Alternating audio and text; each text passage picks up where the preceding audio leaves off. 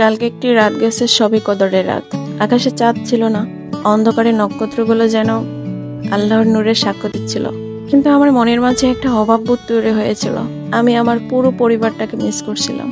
আমরা যখন একসাথে থাকতাম, একসাথে ইবাদত করতাম, একসাথে আনন্দ ভাগ করে নিতাম। আমি আমার মায়ের সাথে নামাজ পড়তাম। আমার মায়ের সাথে নামাজ পড়ার স্মৃতিগুলো যেন আমার হৃদয়ে আজও গাঁথা। তিনি ধীরে ধীরে কোরআন শরীফ তেলাওয়াত করতেন, আর আমি তার পাশে বসে তা শুনতাম। ওনার কণ্ঠের সুরেলা আয়াতগুলো যেন আমাকে স্বর্গের দিকে টেনে নিয়ে যেত। বাবা আর ভাইয়েরা মসজিদে তারাবি পড়তে যেতেন, আর ফিরে আসতেন জিলাপি আর বিস্কুটের প্যাকেট হাতে। সেই স্বাদগুলো যেন এখনো আমার জিহ্বায় লেগে আছে।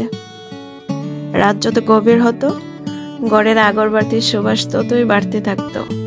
সেই সুগন্ধি ধোঁয়া আমাদের ঘরকে পবিত্রতার আরশে ভরিয়ে দিত। এখন সবই শুধু স্মৃতি। সময় বদলে গেছে, আমরা সবাই ছড়িয়ে পড়ছি, কেউ দূরে, কেউ অনেক দূরে। কিন্তু সবে কদরের এই রাতে মনে হয় সময় যেন থমকে দাঁড়ায়। আজও যদি একবার সবাই একত্রে হতে পারতাম, বাবার সাথে দোয়া করতে পারতাম, ভাইদের সাথে গল্প করতে পারতাম। কিন্তু জীবন তো আর আগের মতো নেই। তবুও এই রাত আমাকে শেখায় যে পৃথিবীর সবকিছুই ক্ষণস্থায়ী, শুধু আল্লাহর রহমত আর পরিবারের ভালোবাসাই চিরস্থায়ী। আমি এই রাতে সবসময় দোয়া করি, আল্লাহ যেন আমাদেরকে আবার একত্র করেন, যেন আবার সেই আগরবাতির সুবাসে ভরে ওঠে আমাদের জীবন।